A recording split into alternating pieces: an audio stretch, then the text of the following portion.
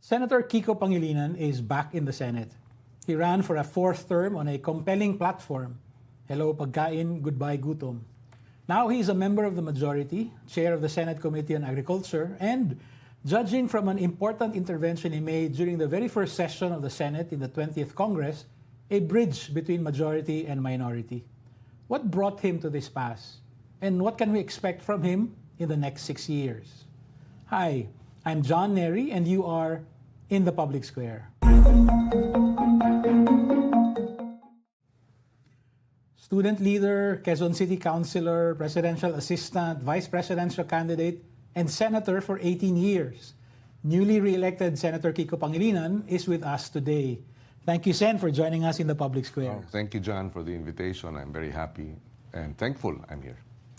Sen, let me start. You've been chair of the Committee on Agriculture in the Senate before. Yes. What will be different now that you're chair again?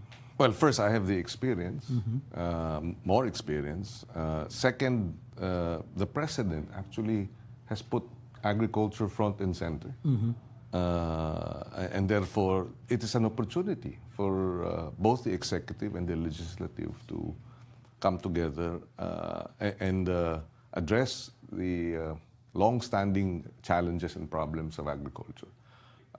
So I think that's part of the reason why I saw the need to be able to reach out and see where we can work together. Because when I started in the campaign, I said, walang kulay ang gutom. And my experience in the executive department as cabinet secretary for food security, that's where I saw that when the president has your full support, you can really make major interventions.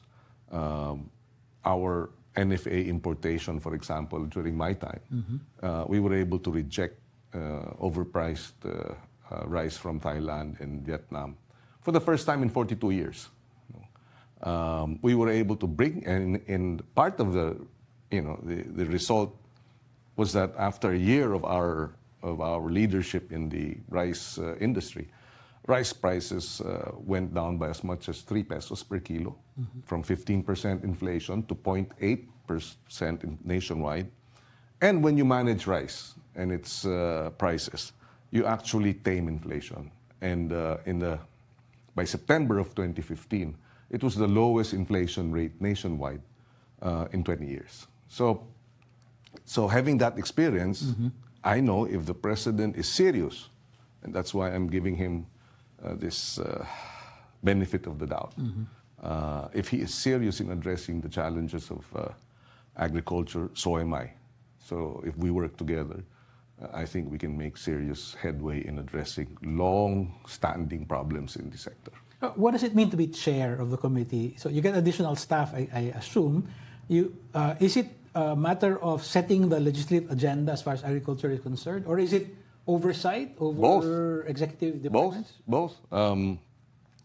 When I was chairman of the Senate Agriculture Committee, for example, in 2011, we investigated rice smuggling and the abuses of the NFA. And we recommended the filing of plunder charges as well as the filing of penalties of non-bailable offenses of economic sabotage and the like, which eventually became law, but no longer under my watch. But these recommendations and the oversight are critical. We were able to uncover and I'm sure they're still around. They wait. They wait. Magtatago for a while, and then babalik. NBA clearances for import licenses, 15, 20 at the same day. The dates of these licenses. Bank accounts of supposed farmers co-ops, supposedly, their bank accounts, 15 of them are one branch, another 10, same branch. So you can see, the kamadang sindikato. So that's oversight. Yeah. And we did that and were able to uncover that because of our oversight functions. We investigated it. And that's what we intend to do. Why, in fact, the first resolution that I filed, or one of the first, why are food prices very high? We've lowered tariffs so that rice, to encourage the importation, because there is a shortfall from 35 to 15%, and yet you have rice still expensive in the market.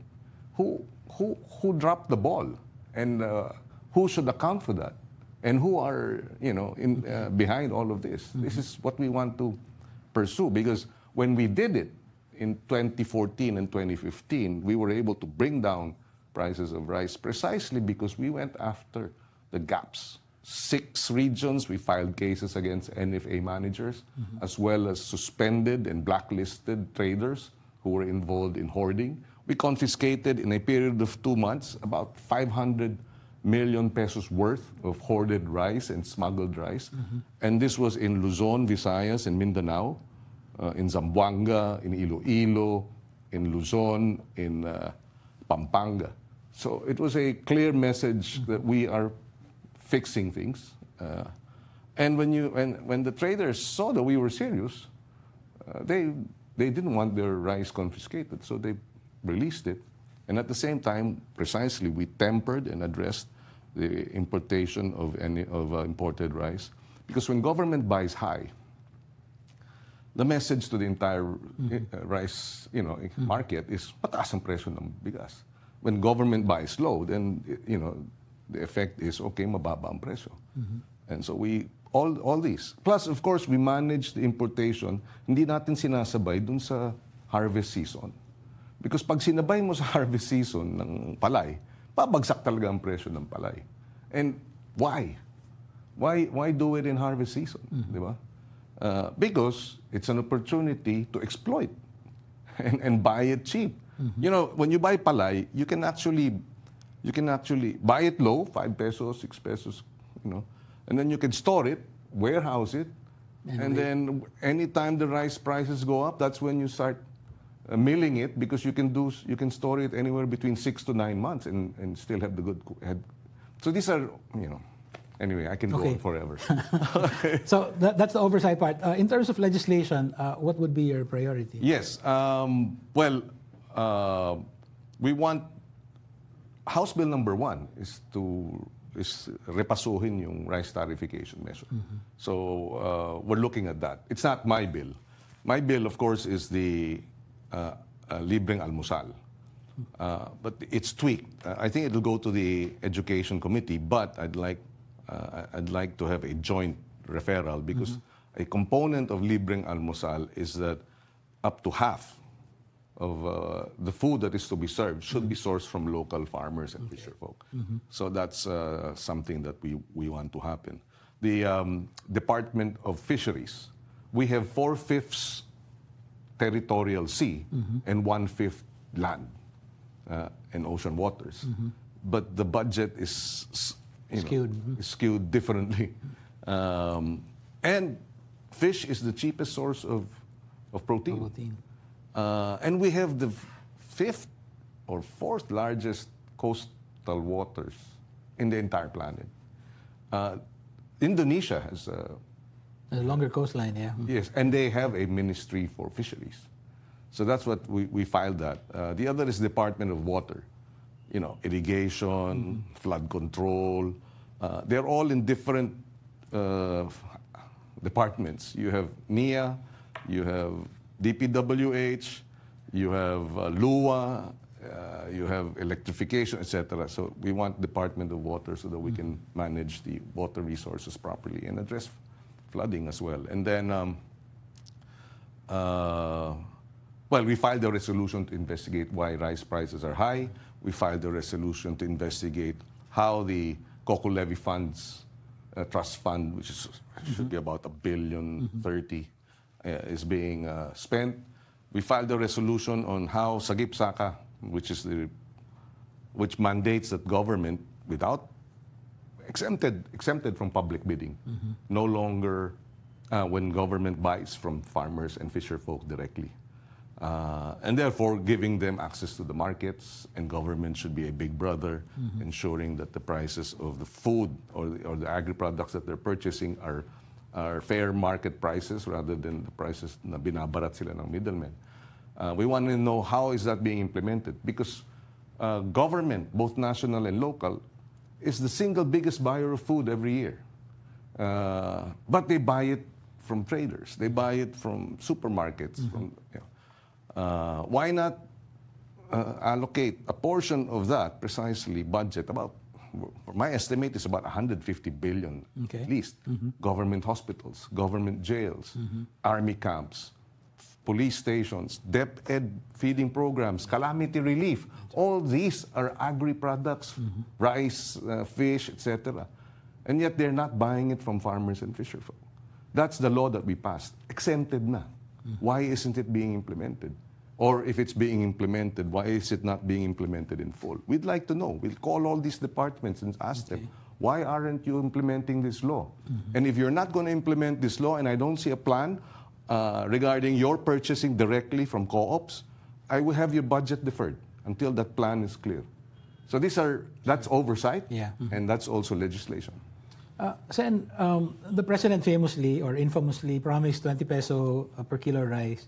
Does the Senate Committee on Agriculture have a role to play there? I mean, in his SONA, he's said he's going to widen it. Well, when I was asked during the campaign, kaya ba yung 20 pesos? I sort of didn't accept the premises of the question, but I said this. When he said that in his campaign, he should have also said, and how to do this, we will increase the Department of Agriculture's budget 100 billion a year in my 6 years, so that by the end of the 6 years, we're going to have about 800 billion pesos worth of agri-funds. And the bulk of that should be in clustering, in providing extension service, in giving equipment, fertilizers, support, credit, access to credit. That's what we should do. And we will achieve the lower, much lower food prices. Can you imagine? They're selling yung kamatis nung sa Rizal Nueva Ecija. Binibili ng 4 na piso, 5 piso kada kilo ng mga trader. Pero the landed cost, meaning the transport cost from Rizal Nueva Ecija to Metro Manila, is about 5 pesos per kilo. So they buy it at 5 pesos, they bring it here, its landed cost is 10 pesos. But in the wet markets, it's 100 pesos. And because of Sagip-Saka, we asked the city government of Muntinlupa, can you, for your social amelioration programs, you have a budget, you distribute hot meals, you distribute fruits and vegetables to the elderly, the PWDs, the displaced individuals. Can you buy from the farmers? And they said yes. Mayor Biazon said yes. They bought 5 tons. But they didn't buy it at 5 pesos. They bought it 4 pesos. They bought it at 25 pesos a kilo. So, 25 pesos, bring it to Muntinlupa, plus another 5 pesos, the landed cost is 30 pesos. But 100 pesos sa palengke ng Muntinlupa. So if you improve precisely the supply chain, make it seamless, you can actually drop food prices by as much as 60 to 70%. And everybody benefits. 20 times 6 ang kinita ng farmer. 70% ang natipid ni LGU. Tapos, dahil maganda yung quality, bagong pitas, sariwa pa. And that's why when you go to other countries in the region, pag pumunta ka sa palengke, very crispy ang kanilang mga lettuce, very crispy ang kanilang mga gulay, ang mga kangkong. Dahil nga ganun ang solusyon. Tayo nauuwi sa kung ano na lang ang tinatabas dahil grabe ang okay lang, no? Well, anyway, I can go on and on, but that's the challenge. Can you imagine if all LGUs in Metro Manila decide a portion of their calamity fund budget for rice, they will now start buying to farmers outside of Metro Manila, direct. Do the farmers need to organize? Yes, and that's why extension service is critical. Right now, when I was a private citizen, I still have a farm. Yeah, that's right. I've been farming since 2012. Yes. The DA office, the department, national office, is in Lipa, Batangas, and I'm in Alfonso, Cavite. It's about 2.5 hours to get there. I mean, who in his right mind will be able to provide the services needed? I mean, that kind of bureaucracy precisely makes governance in the agriculture sector nearly invisible. So we need to do that. We have to bring down the department's presence to the provincial level. And we're going to have to amend certain laws to do that. But yeah, we're ready to do that. Farmers organized, farmers capacity building, farmers being given the latest technology. That's all support services. That's all extension services. And how can you have effective extension services if your office is based in Lipa? How do you service Quezon? How do you service Rizal? That's Calbar Zone. How do you service Laguna when you're in Lipa and Cavite? Obviously, not as effectively as you ought to. Sen, let me expand the discussion a bit. No? You've been majority leader before. I think you served for 4.5 years. Almost 5, yeah. Almost 5. So, of course, 2004 to 2008.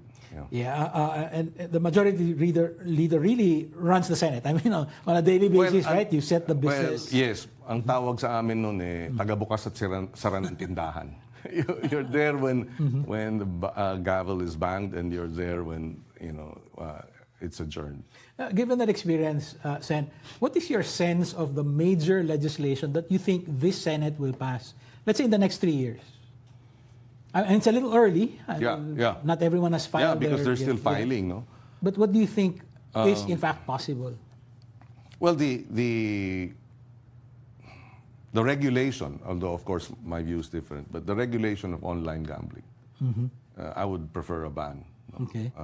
Or a regulation that will not allow phones. Okay. I mean, and the role of banking, financial, GCash institutions has to be regulated. So you think the appetite in the Senate is only up to regulation? Well, if we are, we voted against the POGO taxation. But yeah, that's right. Dalawa lang ata kami, o tatlo. And we were proven right. We were vindicated that now it's banned. Buti na lang. And that's for the foreigners. What about the ones for the locals?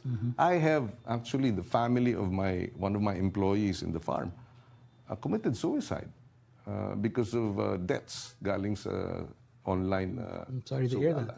Yeah. So it's really ang daming pamilya nang nasisira, families broken, husbands and wives separating, etc., and suicide.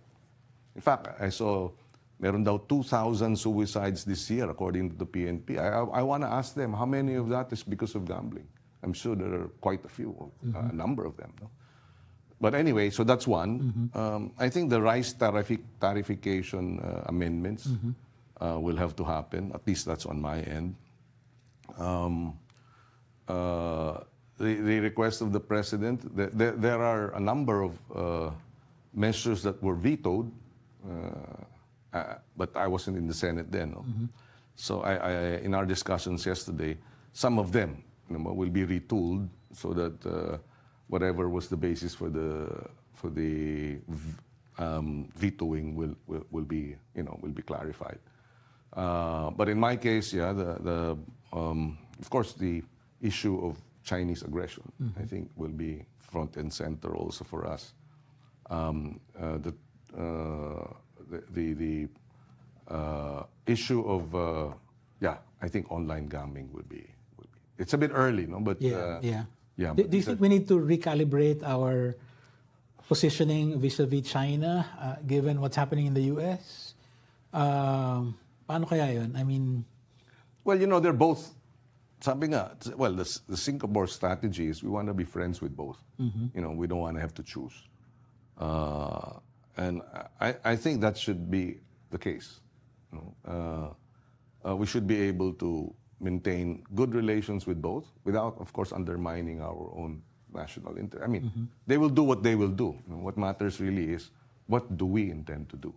They will push for their interests. So we should defend our interests and not rely on any of them to defend our interests. In your first 3 years, in your fourth term, Sen, which law will be your measure of your success? The extension services. For the farmers. Yeah, because really, the weakest link in agriculture are still the farmers and the fisherfolk. Amendments to the Sagip-Saka Act and full implementation by Oversight. We'd like to see billions of government funding flowing into the pockets of our farmers and fisherfolk cooperatives because of, one cooperative, for example, when 13 LGUs bought rice from them directly, the revenue jumped by ×9. They sold agriculture products the year before, 2019, about 7 million. But when 13 LGUs bought from them, it was 62 million the following year in 2020. So that's your game changer, if it is done right. That's why that one, full implementation of the Sagip-Saka Act, we'd like to see increased incomes. That's what I think the President should also look into, because in his State of the Nation address, he did cite interventions in agriculture, but I think all these interventions must redound to increased incomes of your farmers and your fisherfolk. Otherwise, what's the point of funding all of this when they continue to be exploited? You will have better yields, but it's the middleman who will reap better profit. Better margins, but larger profits because your farmers are weak and disorganized and are exploited. After the elections, I went back to San Nicolas, San Simon, Pampanga. The farmers that I met there in 2021. And, I thanked them. And Tatang Neg is already 91. He's now semi-retired, but he still insists on going to the farm and tend to the farm. Tatang Maming passed away when I met him in 2001. He was 84. And then Tatang Peleng, he's now 81. 3 farmers. At that time, they were still farming. And I asked each of them how old were they when they started farming. One was 15, the other was 17, and the other was 20. And their combined years of farming was 186 years. They have been feeding our country for 186 years. And what did the country do for them in return? Kept them poor, kept them exploited, kept them farming at such a old age. What kind of nation allows that? Is there a generation that will succeed them? Are their own children going to farming? Yesterday, Senator Marcos asked me about her bill, and I support that. It's the Young Farmers Program, and we should make it into a law as a means of being able to bring the young Filipinos into agriculture and farming. But relative to that, the full implementation actually of the Sagip-Saka Act will entice young people to come into farming, because the long title is Farmers Enterprise and Entrepreneurship Development Program under the DA. I mean, when you say to this generation, do you want to go into farming? Why? It's a vow of poverty. But if you ask them, do you want to go into farm enterprise management? Do you want to go into farm ecotourism? Do you want to go into farm business, agribusiness? Then it'll be more, They say, how do you make it exciting? Simple lang. Make it worthwhile, viable. Don't expect them to go through, to take a vow of poverty. Make incomes, increase their incomes. Otherwise, pupunta lang sila sa call center, pupunta sila sa abroad, etc. It might also be possible to invite a new demographic into farming. I found out that in Germany, for instance, they have a tradition where idle land owned by railway companies, big companies, can be rented. So people can grow their own vegetables and so on. They go there for the weekend. Oh, we have so much idle land. That's true. So strictly speaking, these are not farmers. These are weekend gardeners. But put together, I mean, that's a whole lot of acreage. So Yes, that's a new demographics there. But of course, we like to focus on our aging farmers, provide them the necessary support, and that will be the ticket to entice, or that will entice our younger generation of Filipinos to go into farming. Because really, the challenge is how do you move away from subsistence farming, which is the norm, which is what Tatang Neg, Tatang Maming, and Tatang Feleng have known all their lives, and I still know it as such. So it's subsistence farming to farm enterprise. I visited a 45-hectare farm, a 50-hectare farm in Taiwan, and there were 24 farmers in the cooperative. It's an organic farm. In other words, the average farm size is about 2 hectares. And yet it's earning. Why? Half their infrastructure is provided by the state, by government. They have access direct to the markets. Government intervenes, and they deal directly with the restaurant associations, the hotel associations, so that the purchases are direct. The supply chain is seamless. And they have not just crop insurance, they have health insurance, they have accident insurance. And yeah. I'm sure they have internet on their farms. Oh yes, and cold storage facilities. I visited one, solar-powered cold storage. It's a container van, and the produce is there. Because if you have cold storage, that's post-harvest, that improves your yield and the shelf life. And therefore, when you deliver it fresh, good quality. And I also saw a case of Taiwanese beer. It was there. So, they have their priorities. Right? Yeah, so it was there. But yeah, there was a study in Benguet State University, because Benguet, Baguio, the vegetables, up to 67% of the crop is lost by the time it reaches the table. Can you imagine, because of interventions in post-harvest, organizing your farmers, it's the reverse. Hindi na 67% ang nawawala. Kung hindi 67% ang madadala. Babagsak ang presyo ng pagkain. Kaya nga sabi ko, that's why hello pagkain, goodbye gutom. Once you support farmers, increase their yields, make sure that there is proper seamless logistics, bababa ang presyo ng pagkain. The reason why it exists the way it exists is because precisely, if it's not broken, why fix it? But what is not broken? It depends on the meaning of what's not broken. Yeah. What's not broken is that these middlemen are making a killing. They're earning tons. Di ba? Imagine that, 5 piso mo binili, tapos ibebenta mo ng 100 piso, pero 10 piso lang talagang kinapital mo.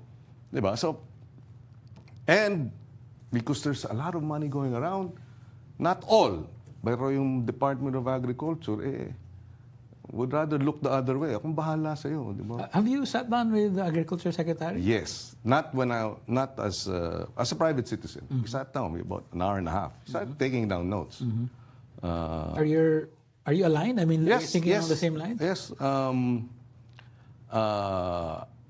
And we will be meeting. He had a medical procedure. It was announced naman publicly. So I said, let's just get the chairmanship, and when we're done, when we get that, let's sit down.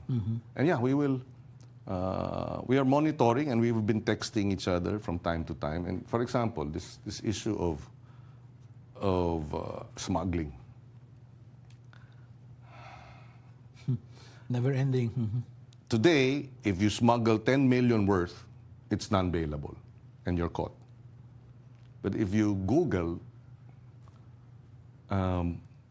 the smuggled, confiscated goods that are published, I mean, the news. They're all below. They're all below 10. May 9.7, may 4.8. How convenient, di ba? So I texted Secretary Kiko. Sabi ko, bantayan ninyo yung valuation. Just recently, and that's why I'm going to follow through with this, there was an announcement that the onions were worth 15 million pesos, and the frozen mackerel was worth 20 million. Okay. O di non-bailable na. Oh, so kailan ikukulong yung...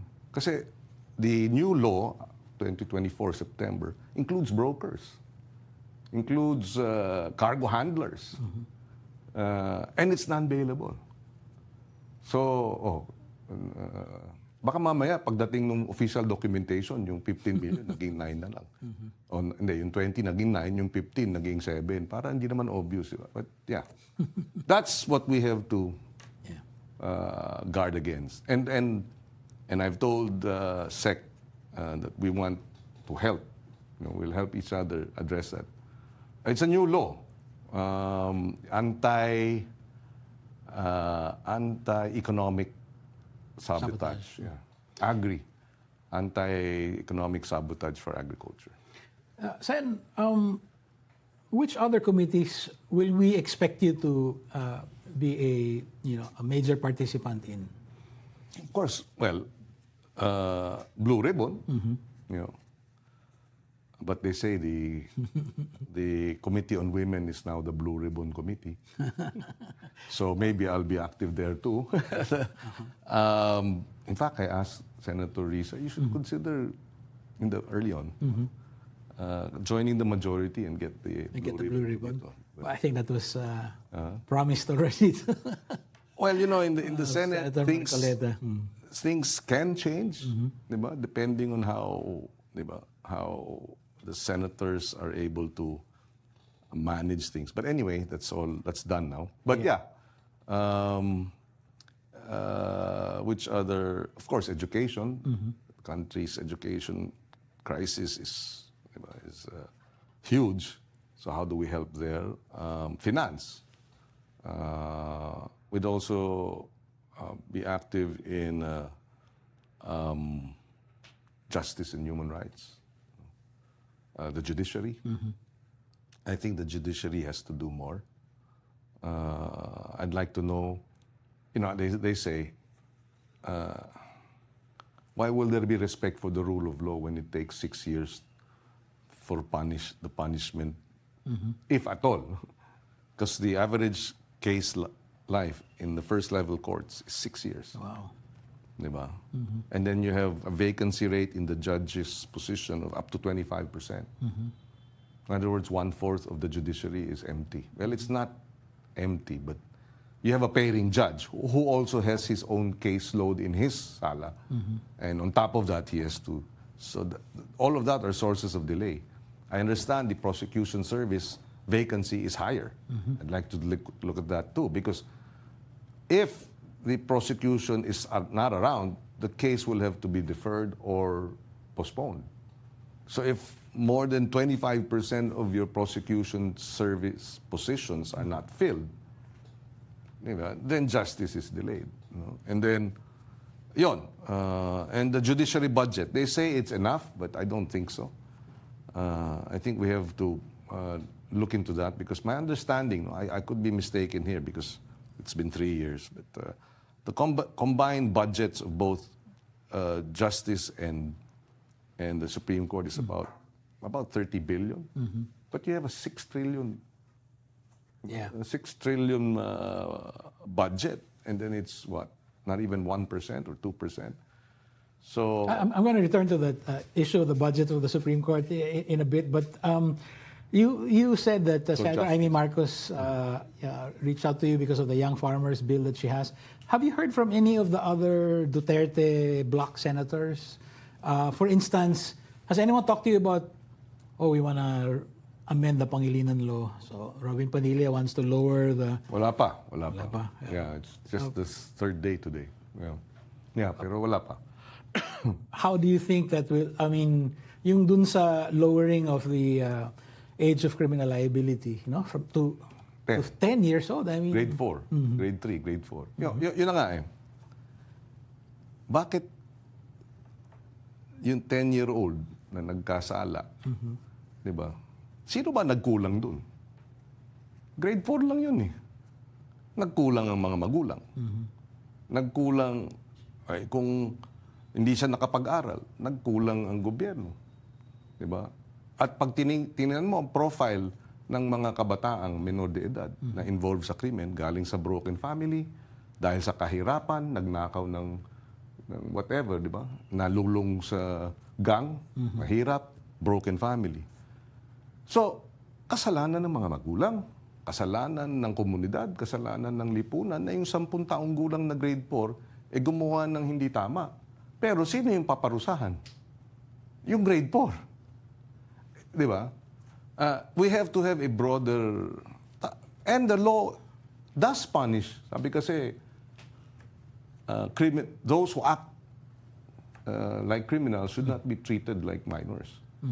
And the law says that. If you're a minor and you acted with discernment, you will be tried and convicted as an adult if you acted in discernment. So for me, we have to implement the law properly. Totoo, may gaps. Hindi pinondohan yan. Unfortunately, pinupolitika dahil ako yung principal author. Saan ka nakakita? Unanimous sa House, unanimous ang approval sa Senate, pero pagdating ngayon, ako ang sinisisi. At sinisisi ako tuwing eleksyon. So makikita mo na... Well, they're taking their cue from the former president, no? In your third term, Well, I mean, that was really... And why? Because he wanted to show the voters that he was strong on crime. Yeah. Diba? That he was a crusader. And therefore, again, may politika na, and ako nasa opposition, kaya tirahin ako ng tirahin. It's a little too early, no, to tell, but how do you think the Senate will act on this? The proposed lowering? Well, it was already proposed before, and it didn't. Yeah. So, and you know, you do have a very strong juvenile justice network. You know, UNICEF,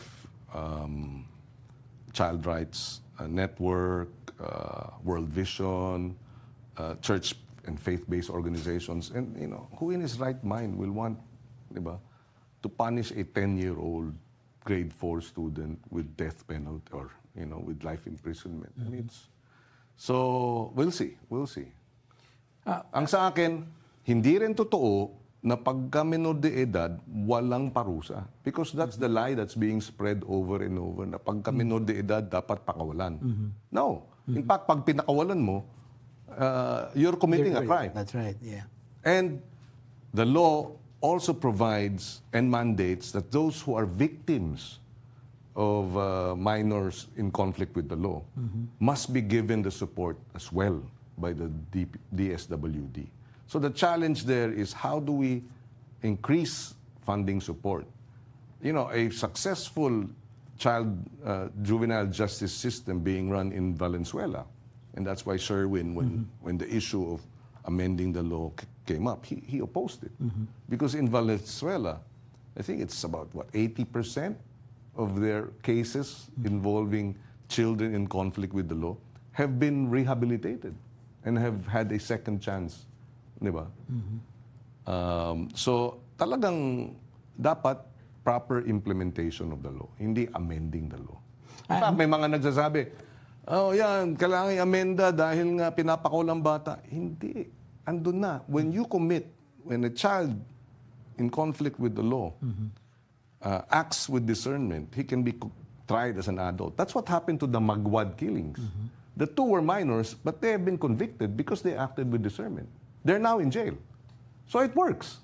Second, sabi nila, if you commit an offense that's serious and you're a minor, the law says you can be confined involuntarily, minimum of 1 year. Minimum. It can be increased depending on your development through your rehabilitation and diversion program. So the law is there. And it works if it is funded correctly. Hindi totoo yung kasinungalingan na walang nagagawa yung mga pulis kasi dapat daw under the juvenile justice law, pakawalan yung bata. Hindi. I'm worried this will become a flashpoint in the Senate, no? Parang magiging wedge issue. But you know, the Senate will always have its flashpoints, but I know, di ba? And I've been there long enough to know that, you know, this is par for the course. And always, at least from my point of view, when the public themselves start coming out in their organizations and their positions, whether opposed or favorable, diba, for or against, the Senate listens. Sen, And therefore, because the Senate listens, we throw it back to the citizens. Diba? Get involved. Don't be, sabi nga, who was it who said? Democracy is not a spectator sport. If you're strong... It's a contact sport. Yeah, if you have strong feelings, diba, and you're a voter, diba, mobilize, organize, create activities, march, diba? Do online commenting, etc. Sen, one of the very first things that you did on the first day of the new Senate, you filed a joint statement with Senator Bam and Senator Risa on the Supreme Court ruling. Yes. Right. And former Senate President Soto also signed that resolution. Okay. So the one that I saw was actually your name. Yes. And then Bam's, and then Senator Risa's. Yeah. And I think that fluttered a few hearts. Yeah. A couple of questions. First, did you hear from the majority? With that one? With that statement? Well, we had no. Before that, after we had that statement, we brought it to the attention of the majority in the caucus last yesterday. Okay. But before that, we did. I presented it during the SONA to some of the other senators who said they will review it. But at this point, it's Senators Soto, myself, Bam, and Risa who signed it. This resolution is in support of the observations of former Chief Justice Pangilinan, Justice Ascuna, that we have to harmonize what appears to be conflicting provisions of the Constitution, because that's the Supreme Court ruled in a case, CLU versus Executive Secretary, when there are seeming conflicts or one, you must construe it in a manner that it should be harmonized, and that therefore these provisions are given legal effect. And they respect the separate branches of you the don't unity. use one provision of the Constitution to defeat another. And what Ascuna was saying, Justice Ascuna was saying, is that get that MR from the 8th House of Representatives, allow the Supreme Court to review the doctrine of operative facts, meaning, hey, Supreme Court, when we did this impeachment initiation, we used your definition in Francisco. We made sure that what you said in Francisco, that proceedings are initiated by a verified complaint referred to the Justice Committee. If it's not referred, it's not initiated. That was what the Francisco ruling said. So sabi nung... And that's what the House followed. Yes, it looked like that because they didn't act on the 3 and they acted on the 4th. Yeah. They didn't have the 3 referred because nga of the Francisco ruling. That's right. And had the 4th. But the Supreme Court, in this latest ruling, says, no. Now, the first 3, even if you don't refer it, you dismissed it. So, in other words, sinasabi ni Ascuna, the House was guided by the Francisco ruling. So, that should be valid. Yeah. And then for the future, if you want the new definition to apply for future cases. But that's one. The other, of course, is interesting enough, the lack of due oral process. Arguments. The due process. So now, and I read it just this morning, Justice Ascuna is saying, Yeah, he has another... the Bill of Rights, wherein it's enshrined, the right to due process, says, no person shall be deprived of life, liberty, and property without due process of law. That's the due process clause. So he argues, public office is a public trust. There's no ownership. Yeah. It's not... it's not property. And it's not property. There is no deprivation of liberty in an impeachment case, and there's no deprivation of life. So the due process clause cannot be strictly which is what the Supreme Court in this ruling said, That's right. applied in every phase of the impeachment process. Diba? So yun. Anyway, the ponente, of course, was Justice Marvick Leonen, who was the one who administered your Yes, oath. yes, This yeah. fourth term. Have you spoken after the? Not yet. No. So, well, we can agree to disagree with respect. Yeah. Sen, you also co-authored a joint resolution asking for an open BICAM. Yes, transparency. yes, that's with BAM, myself, Risa, and the minority bloc. That's right, yeah. So, is there, baka, libel by label, Yes. no? But is there like a reformist bloc also na parang on certain issues, you, Senator Bam, Senator Risa, will come together and issue statements? Because, you've been Definitely. together. Yeah. In fact, I think, malamang sa hindi, mas marami kaming mga issues na tataya on the same side. And that's nothing new in the Senate. Sabi ko nga, when I explained my vote, Yeah. sabi ko, sina Senators Arroyo, Senator Pimentel, Yeah. Senator Serge Osmeña, Senator Miriam, at one point aligned with the majority, but, in so many words, they would say, to hell with the majority. We will stand by what we believe in. Diba? And that's why I said, all four of them, in many debates in the Senate, would be a majority of one, depending on the issue. Yeah. So, I expect a number of issues that we will... Sabi nga, there's a revolutionary who said it, diba? You march separately, but you strike together. Diba? We're running long. I actually have so many more questions here, Sen. I talk too much. No. Maybe you should have your own program again to help explain. I have questions here about your reaction to the SONA, but what I would actually like to ask you about is, who do you think voted for you? I want to talk about your idea of your base now. No? So in That's a good question. In 2001, over 10 million people voted for the Senate. 2007, when you ran as an independent, you had almost 15 million, Yes. 14 million. Yes. In 2016, almost 16 million. Yes. And now, 15.5 million. Of course, it came, it was a surprise. Yeah.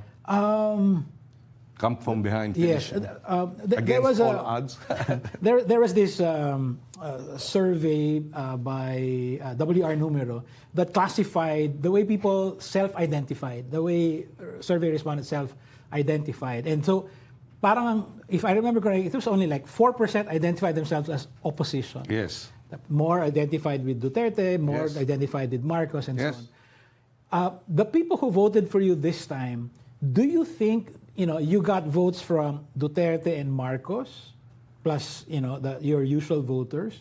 Or are we seeing like a new voting demographic come together? I think it's a combination of all.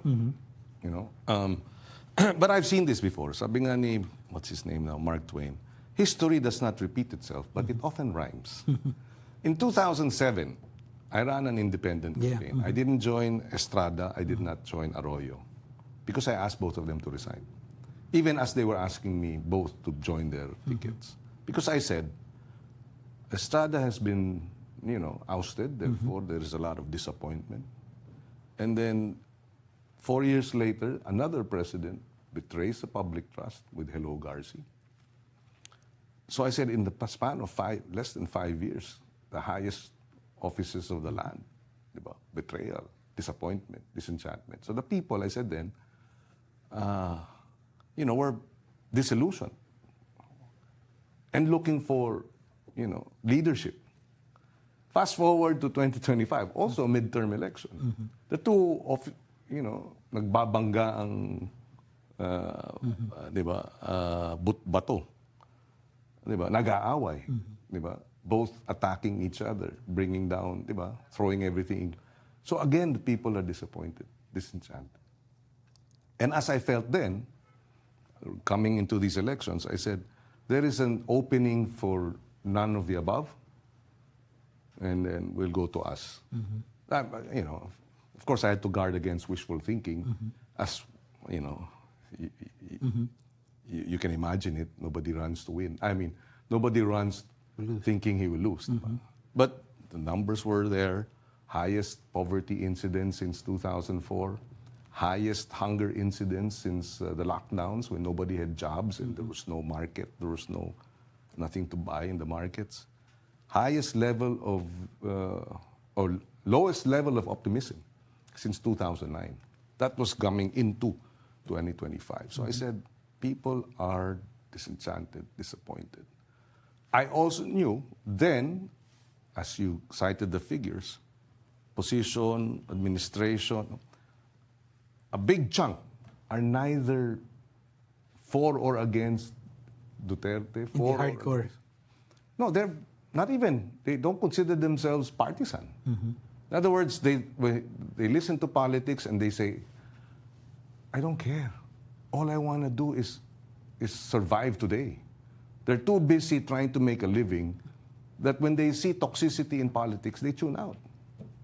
That's about more than 50%. And we said, and I said, we must be able to focus on our message of hope.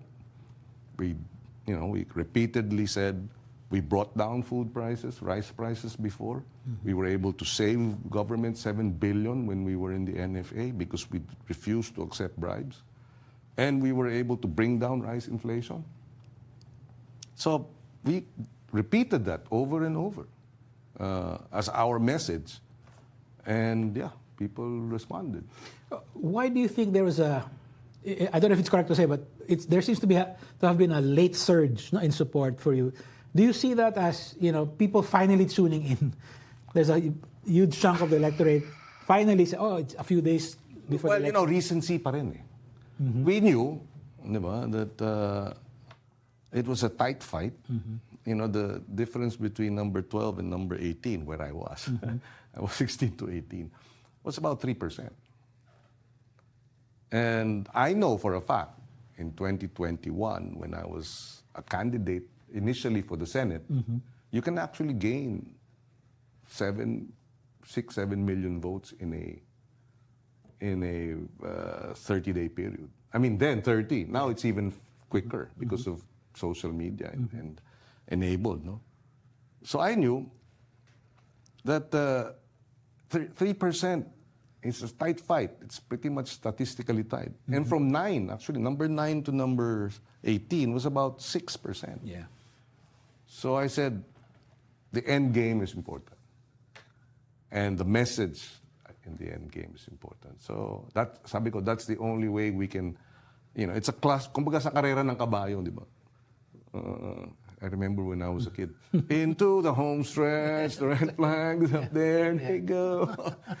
So I said how to break out of that. And that's what we implemented. And yeah, the last 7 days. In fact, sabi ng, was it Pulse Asia? Up to 30 or 40% of the voters decided in the last 10 days, and half of that on the day itself.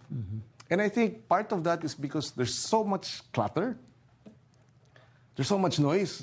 How can you make noise? How can you make an informed decision amidst all the noise? So you delay your decision. You delay until finally you have to do it. So they were not decided until the last moment, and that's sabi nga, up to 20%. Yeah. And in the end, based on our polling, we gained about 3 million, more than 3 million votes in the last few days. And the difference between my number 5 and number 12 is 2 million votes. So if I didn't do that endgame thing, I would have been 13, 14. Do you see it as mainly a young demographic? That I have to check. I guess by number, by sheer number. I'm not sure about percentages. How does yung food security issue resonate? I mean, I'm trying to see. Gut. Huh? It's a gut issue. Yeah. At one point, the poll said, I will vote for somebody who carries agriculture and food security. About 96%. That was one. That was in the middle of the elections. The other is, what are the top issues? It was jobs and high prices. And for high prices, 70% of the expenses of, lalo na yung nasa, di ba, the lower class is food. So we just focus on that. And corruption became an issue because of the impeachment trial, the hearings, diba? And the accusations of the budget abuse. Corruption was such a big issue. And BAM and I have no issues on corruption. Yeah. So all that combined, I think, brought us to... Now, with respect to the young people, I'll go back to that. When we looked at the demographics kasi noong 2022, we won in all the colleges. We won in all the universities. Lenny and Kiko, di ba? Lenny and me.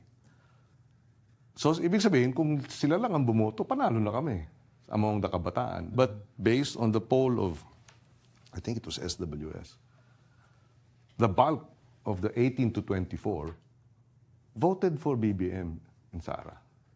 So it was just the 20% college students, not even, that went to us. That's why panalo kami doon. But the bulk who are out of school youth, who are already working, who, di ba, are no longer in school, didn't vote for us. So when you say the youth voted for us, perhaps by sheer number, but percentage-wise, I have to see. Because right now, 60% of your voters are millennials and Gen Z.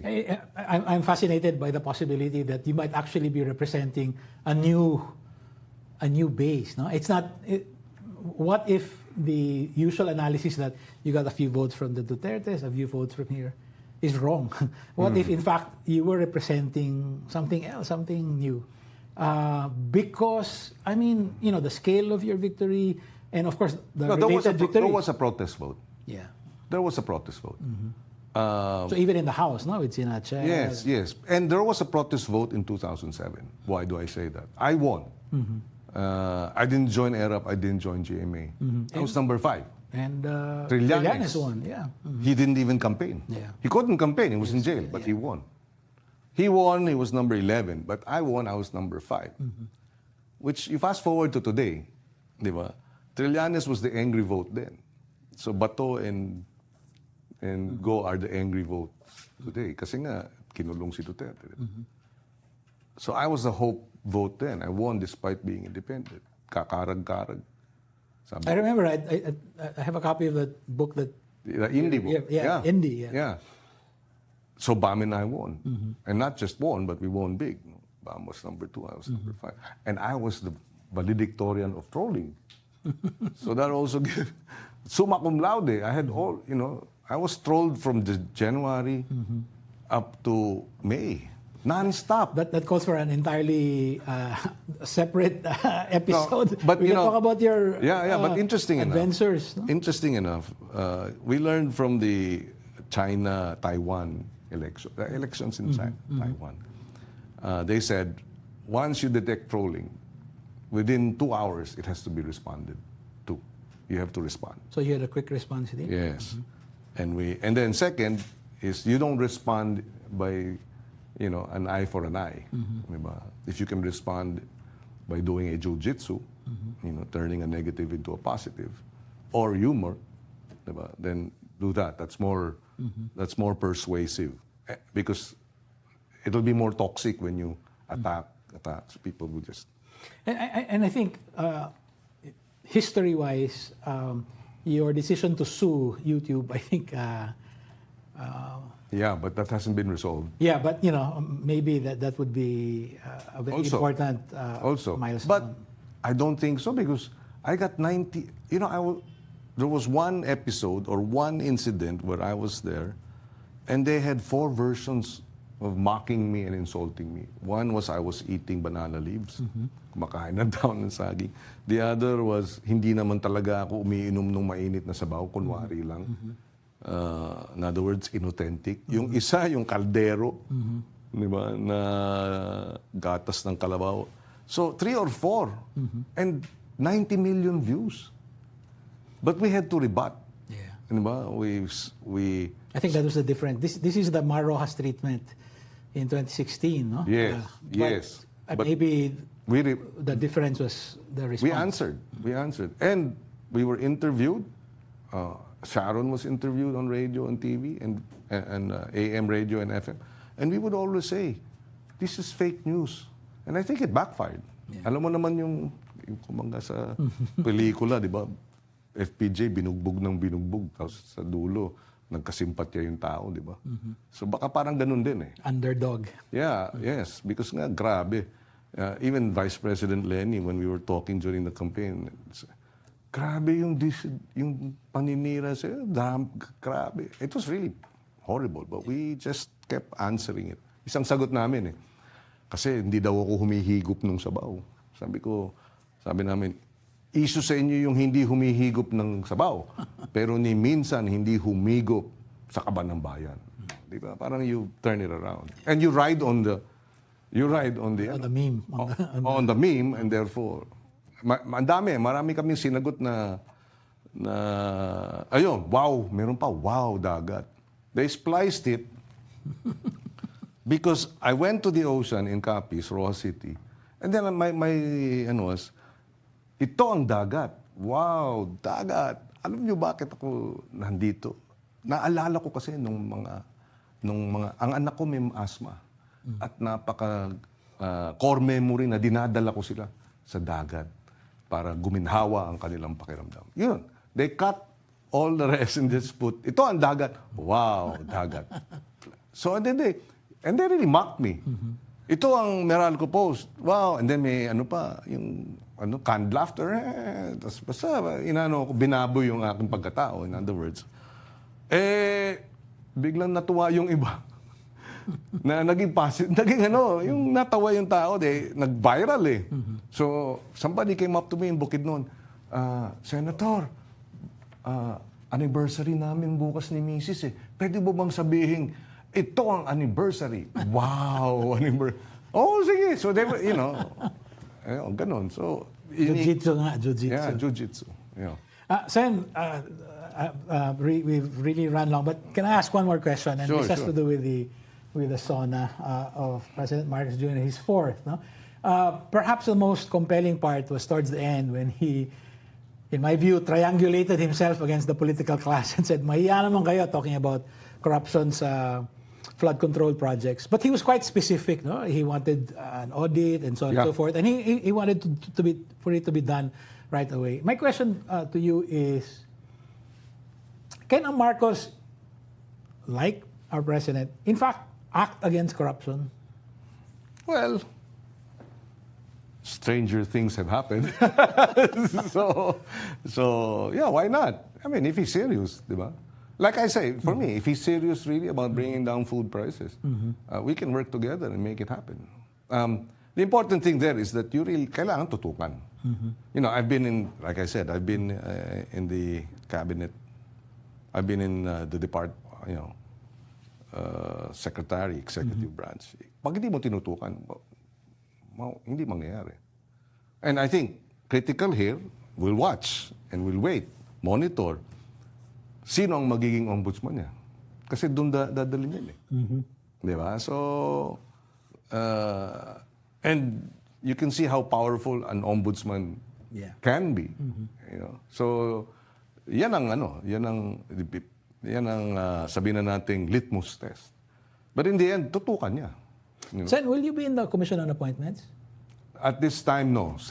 Senate Electoral Tribunal. Because we have an arrangement with RISA and BAM. Nag-uusap naman kami. Yeah, so they'll get a seat in the... Yes, yung mga supporters natin, huwag kayong masyadong mangamba. Hindi kami... In fact, RISA said, there's no betrayal. Laila, supports our decision to join the majority. So, ika nga, kalma-kalma lang. Diba? Basta nakakaasa kayo, that we will stand together on issues that matter.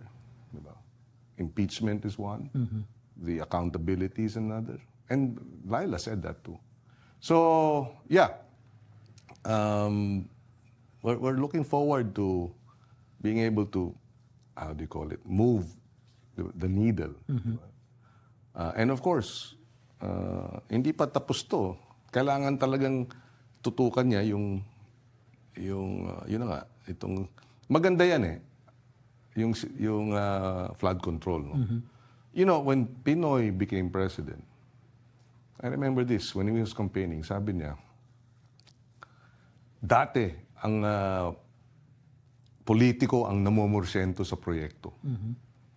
Ngayon, ang proyekto na lang ang namumursyento sa politiko. He said that in 2010, nung nangangampanya kami. And he was able to bring end pervasive corruption in public works. And despite doing that, he was able to make the bureaucracy work. Babe Singson produced the largest number of kilometers of roads. Sabi ko nga kung ano, siya si Mr. Daan. Dahil puro daan, Mr. Daan matuwid. Di ba? But yeah, so if a president, yun na nga and I said this sa Philippine Institute of Civil Engineers, because 5,000 civil engineers, a lot of contractors. And I said that, sabi yan ni Pinoy noon, at nagawa niyang mapababa ang level ng corruption. Alam niyo yan. Kaya sabi ko, ang susi sa lahat ng ito, kayang nagawa nun, kayang gawin ulit. Pero sa susunod, wag na tayong humalal ng mga magnanakaw, mga sinungaling, di ba? Para mailagay sa ayos ito. This has been most instructive. Senator Kiko Pangilinan, thank you very much. Thank you, John, and to your viewers, maraming salamat for tuning in.